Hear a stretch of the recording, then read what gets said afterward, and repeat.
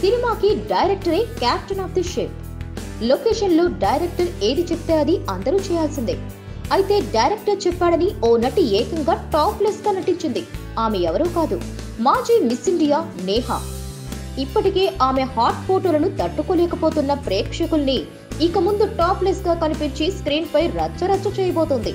అయితే కథలోనే భాగంగానే ఆమె అలా నటించాల్సి వచ్చిందని అంటున్నారు డైరెక్టర్. ఆయన మాట్లాడుతూ మొదట చేస్తుందో లేదో అని డైరమాలో ఉన్నారు. ఆ తర్వాత ఆమెను అడిగాను, వెంటనే అంగీకరించింది. అప్పుడు తెలిసింది ఆమె డెడికేషన్ అంటూ ఆ సినిమా దర్శకుడు విజయేంద్ర ప్రసాద్ తెలిపారు. ఆయన దర్శకత్వం వహించిన సినిమా శ్రీవల్లి. పూర్వ జన్మల నేపథ్యంలో కథ సాగుతోంది.